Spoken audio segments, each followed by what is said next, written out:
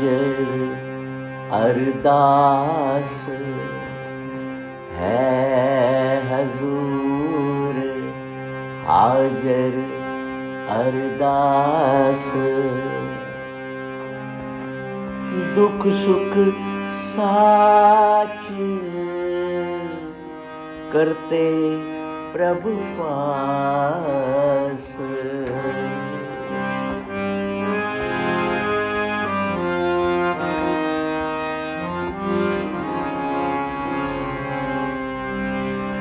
दुख सुख साच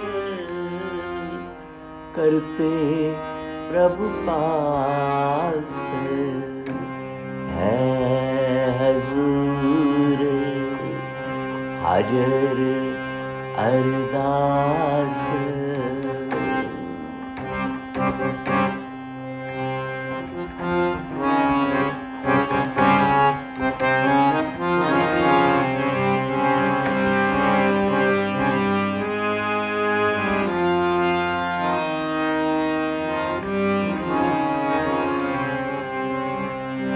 दुख सुख साच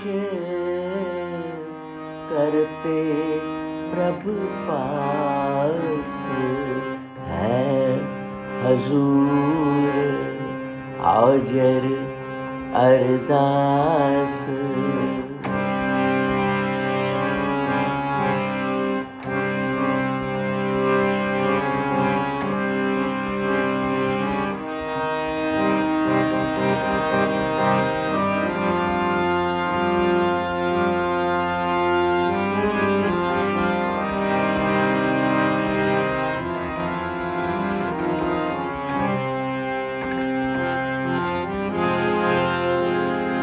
गुरमत साची हुज्जत दूर, बहुत सियानप लागे दूर।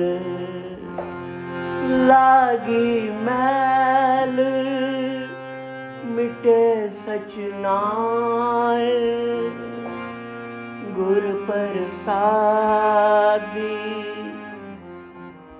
गहे लिवनाए है हजूर, है हजूर, हाजर अरदास। दुख सुख साच करते प्रभु पास, दुख सुख साच करते प्रभु पास है हजूर, है हजूर।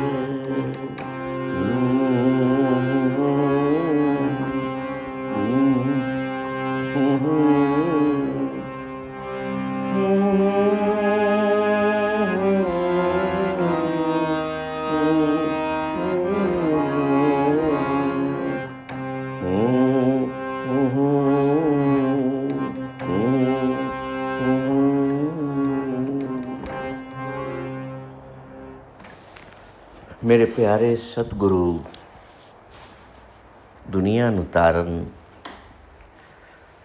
गरीब निवाज सच्चे पातशाह प्यारे बाबा नानक जी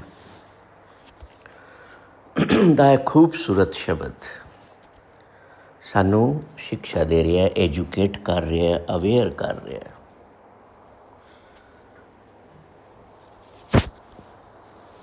कि जे अरदास करनी है ना तो उस एक पास करो,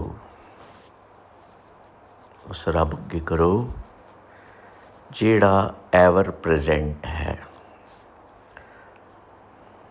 हाजिर है हमेशा। सिर्फ उहदे अगे अरदास करो।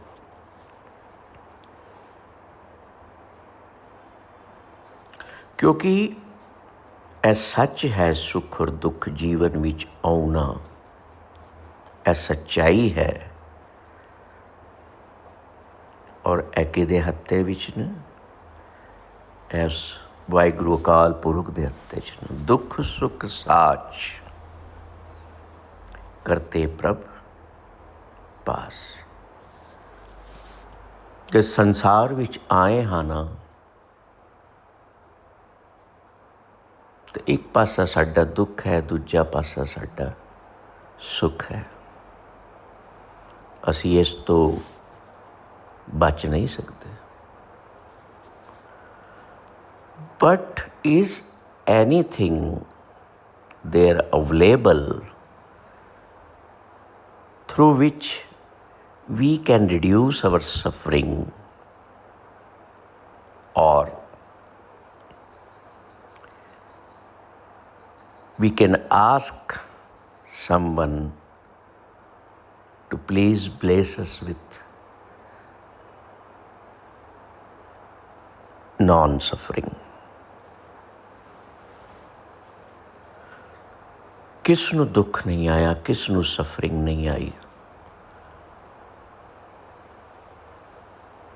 साडे सतगुरां ने जिन्ने कष्ट, जिन्नी सफरिंग अपने जीवन विच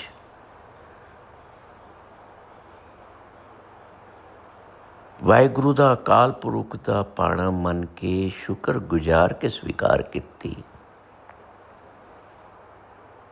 ਅਸੀਂ ਉਸ ਸਫਰਿੰਗ ਦੇ ਬਾਰੇ ਸੋਚ ਕੇ ਹੀ ਘਬਰਾਉਂਦੇ ਹਾਂ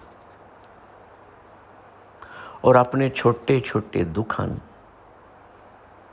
ਵੱਡਾ ਮੰਨ ਲੈਂਦੇ ਹਾਂ ਔਰ ਆਪਣੇ ਜੀਵਨ ਦੀ ਹੈਪੀਨੈਸ ਤੋਂ ਦੂਰ ਹੋ ਜਾਂਦੇ ਹਾਂ, ਦੁਖੀ ਰਹਿੰਦੇ ਹਾਂ। ਗੁਰੂ ਨਾਨਕ ਦੇਵ ਜੀ ਸਾਨੂੰ ਸਮਝਾ ਰਹੇ ਹਨ ਕਿ हे ਜੀਵ, सतगुर पास बेनती कर, जोदड़ी कर, अरदास कर उस वाहिगुरू अकाल पुरख के पास कि सुख और दुख दोनों ही तेरी दात है, तूने ही तेरे दिते हैं। I am at your century, जीव पावे तिव राख ले। मैं अपना समर्पण करता हूँ आपके चरणों में। जैसा चाहो मुझे रखो, जैसा चाहो बनाओ, जो चाहो वो करवाओ, जो चाहो वो ही मेरे मुंह से शब्द निकलें, जो चाहो वो ही मैं देखूं, जिधर चाहो उधर ही मैं चलूं, जो चाहो वो ही मेरे ये हाथ करें, जो चाहो वो ही मेरी जुबां बोले, जो आप चाहो वो ही मेरा मन विचार करे, सोचे, रिएक्ट करे या रिस्पॉन्ड करे।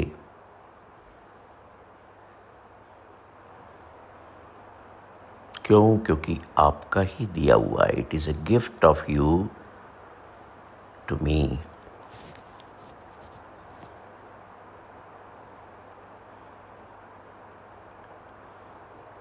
मैं अपने दुखों को लेकर या अपने सुखों को लेकर आपके पास अरदास करता हूँ कि हे वाहिगुरू अकाल पुरख, मेरे जीवन को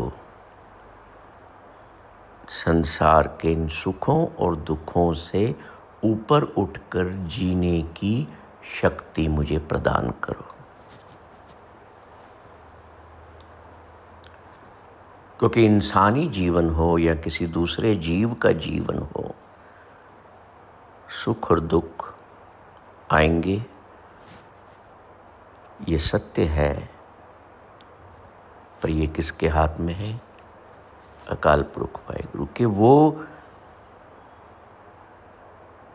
हमारे इस सुख और दुख के जंजाल को मिटा सकते हैं। हम एक के भाव में प्रवेश कर सकते हैं। Guru Arjan Dev ji red hot plate पर बैठे थे ना, उनके सिर पर गरम रेत डाली जा रही थी।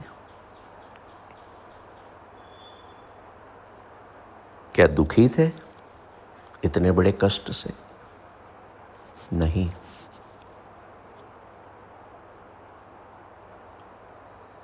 अकाल पुरुष जो हाजिर है, हजूर है,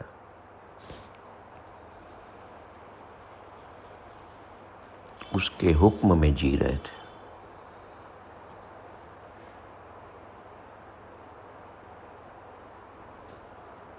मुझे एक बात याद आती है उस वक्त की,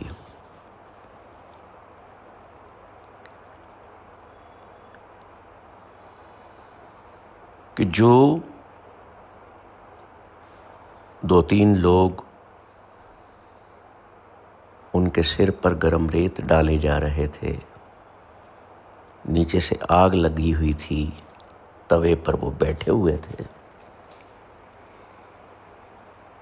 उन लोगों की ओर मुस्कुराहट के साथ देखते हैं और कहते हैं, थोड़ा सा विश्राम कर लो, पानी पी लो, तुम थक गए होगे इतनी देर से, लगे हुए हो। स्वयं तत्ती तवी पर बैठे हैं, सिर में गरम रेत डाले जा रही है, शरीर पर छाले हो गए हैं। उस पीड़ा की तरफ उनका ध्यान नहीं है। क्यों? क्योंकि वो उसे सौंप चुके हैं अकाल पुरुष वाहिगुरु को, कि सुख भी तेरे हैं, दुख भी तेरे हैं ना। पर ध्यान किधर जाता है? भीतर की करुणा उन लोगों की तरफ जाती है जो उन्हें कष्ट दे रहे हैं, शरीर पर गरम रेत डाल रहे हैं, तवे के नीचे लकड़ियां जला रहे हैं, कि भाई इतनी देर से तुम ये काम कर रहे हो, थक गए होगे, थोड़ा जल ग्रहण कर लो।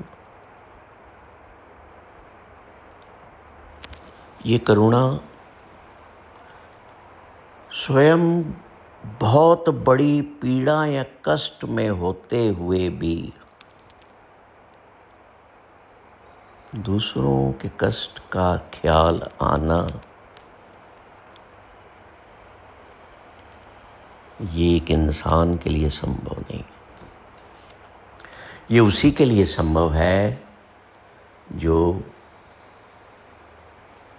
अपना जीवन हुक्म में जीता है, डिवाइन विल में जीता है, अपने सुख दुख को भी अपना नहीं मानता, अपने इस जीवन को भी अपना नहीं मानता। वो सिर्फ ये मानता है कि मेरे शरीर, मेरे मन, मेरी आत्मा, मेरे इस जीवन के माध्यम से ईश्वर प्रकट करना मेरे जीवन का उद्देश्य है। मैं सब कुछ सौंप चुका हूँ। स्वयं पीड़ा को सहकर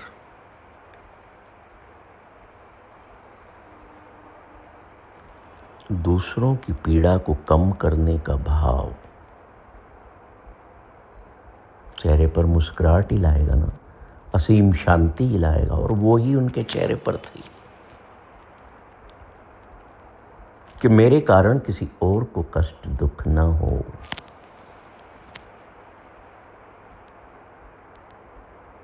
गुरु गोबिंद सिंह जी ने युद्ध में अपने सिखों को पहले लड़ने भेजने के बजाय अपने बेटों को भेजा, ताकि संसार को ये न लगे कि ये अपने बेटों को तो देखो सहज के रखे हैं, संभाल के रखे हैं, और सिखों को युद्ध में भेज रहे। नहीं, बुद्ध ने अपने पूर्व जन्म में एक भूखी शेरनी और उसके भूखे बच्चों के लिए स्वयं को सौंप दिया था कि हे माँ, शेरनी से कहते हैं कि हे माँ, तुम इतने वक्त से भूखी हो, कमज़ोर हो गई हो, तुम्हारे बच्चे भूखे हैं, ये मर जाएंगे, लो मेरा शरीर उपलब्ध है, इसका तुम खून निकाल करके अपने बच्चों को पिलाओ और मांस तुम खा लेना, ताकि तुम्हारी भूख और पीड़ा मिट सके, मैं काम आ सकूं। राजा का बेटा था ना,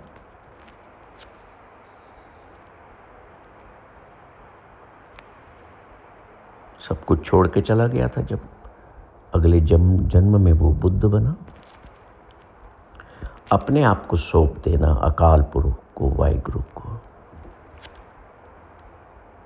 कैसे? गुरु नानक देव जी इस शब्द में क्या रहे हैं कि देखो, एक तो अपनी सियानप, अपनी क्लेवरनेस जो है ना, उसको छोड़ दो,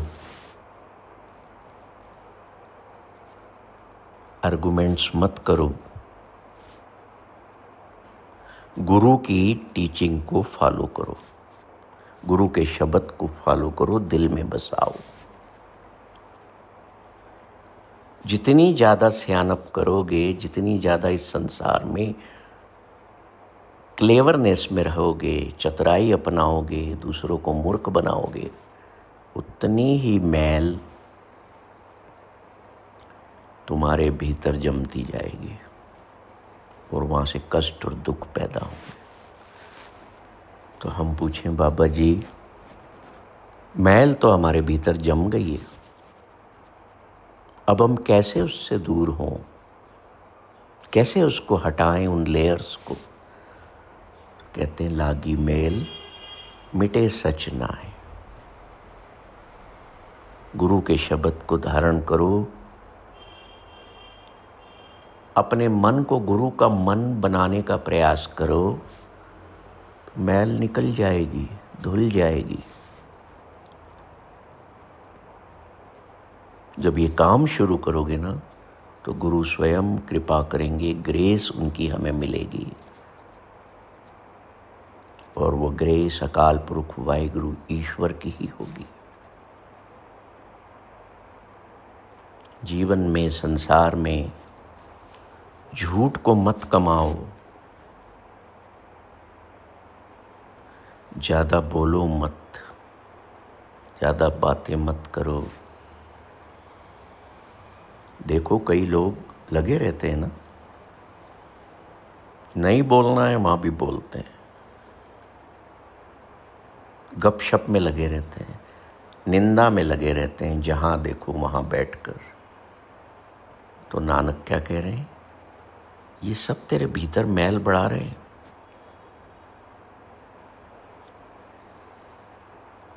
तू देखता क्या है, करता क्या है, बूझता क्या है? क्या इनसे तेरे भीतर मैल जमा हो रही है?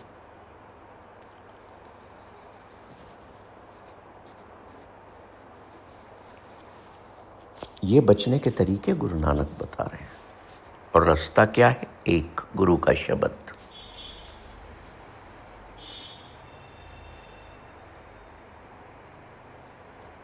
गुरु के शब्द में इतनी पावर है कि तुम भीतर से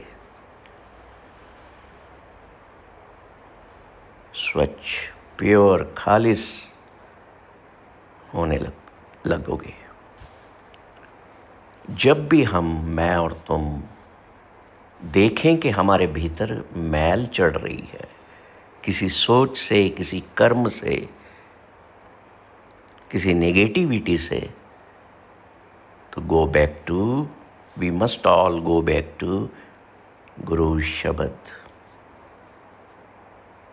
गुरु shabad is the soap which will remove all our dirt or dust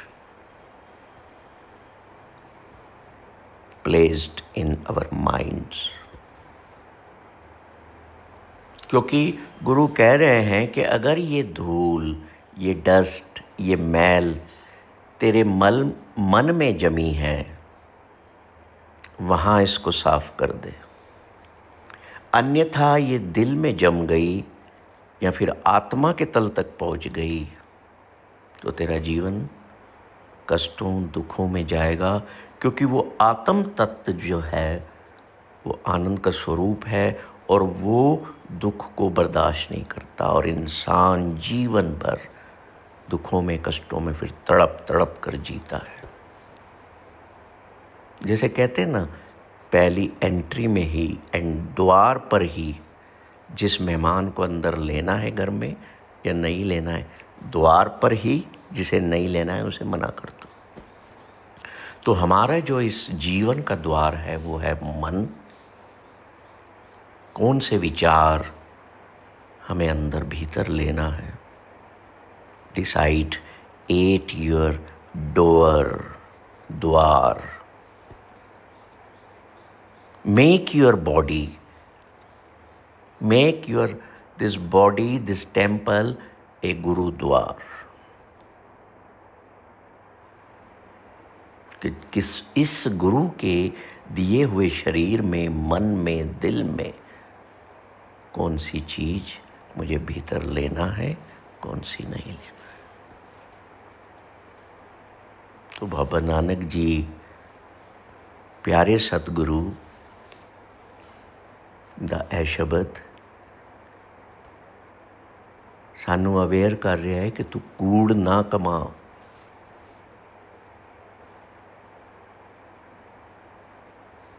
हौमे और माया तो बच। तो फिर की कर, सतगुरु सेव, अमृत रस चाखे। सतगुरु दी सेवा, ਉਹਦੀ याद, ਉਹਦਾ ਦਿੱਤਾ ਸ਼ਬਦ ਹੀ ਮੇਰਾ ਅੰਮ੍ਰਿਤ ਹੈ ਔਰ ਰੋਜ਼ ਮੈਨੂੰ ਉਸ ਨੂੰ ਚਖਣਾ ਹੈ। ਸਤਿ ਕਰਤਾਰ।